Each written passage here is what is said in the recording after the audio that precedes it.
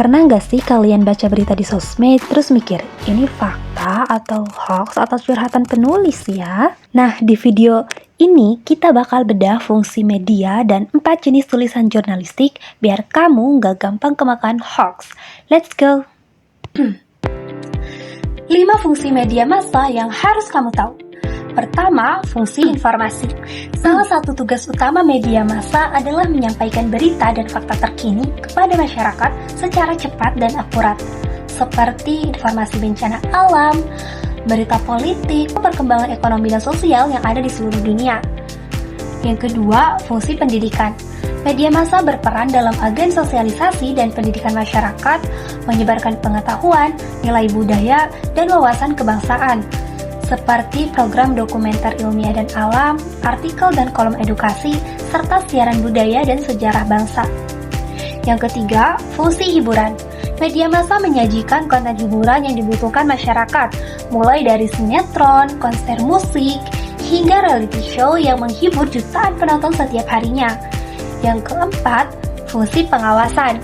Media massa berperan sebagai pengawas pemerintah dan instansi publik demi kepentingan masyarakat luas, seperti investigasi kasus korupsi, penyalahgunaan narkoba, kritik sosial advokasi kebijakan, serta mendorong transparansi dan akuntabilitas.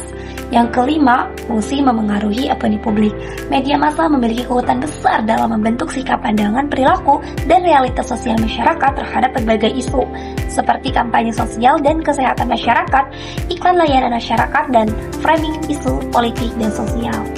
Nah, sekarang kita akan membahas 4 jenis tulisan jurnalistik. Yang pertama adalah berita. Berita adalah laporan peristiwa yang sedang terjadi atau aktual dan bersifat penting atau menarik bagi masyarakat. Strukturnya terdiri dari lead, tubuh, dan ekor berita.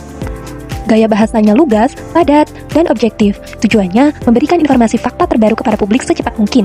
Kedua, feature atau berita kisah. Feature adalah tulisan yang lebih menekankan pada sisi kemanusiaan dari sebuah peristiwa. Berbeda dengan berita yang pola strukturnya piramida terbalik, feature memiliki struktur yang lebih fleksibel. Biasanya terdiri dari lead berupa naratif, deskriptif atau kutipan, kemudian jembatan atau perangkai, batang tubuh dengan alur tematik atau kronologis, dan penutup.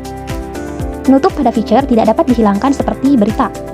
Gaya penulisan feature bersifat deskriptif dan naratif dengan penuh emosi seperti menulis karya sastra, tapi berdasarkan fakta. Umumnya, feature bertujuan untuk menghibur, menyentuh emosi, atau memberikan informasi mendalam tentang suatu subjek. Ketiga, editorial atau tajuk rencana. Editorial adalah artikel yang berisi pandangan resmi sebuah redaksi terhadap suatu isu yang sedang hangat. Struktur editorial meliputi pengantar isu, analisis sikap, dan rekomendasi. Karena mewakili institusi, gaya bahasa yang digunakan teks editorial bersifat formal dan otoritatif.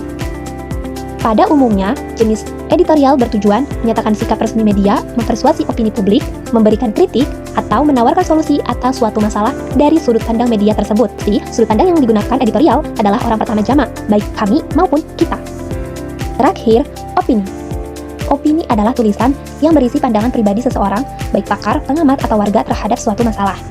Struktur opini terdiri dari pendahuluan atau tesis, argumen yang memuat data dan analisis, serta penutup yang berisi konklusi atau harapan.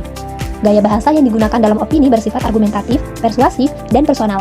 Tujuannya untuk menyampaikan gagasan pribadi, memicu diskusi, dan memberikan interpretasi terhadap suatu fenomena. Sekian dari saya, terima kasih sudah menonton sampai akhir. Sampai jumpa!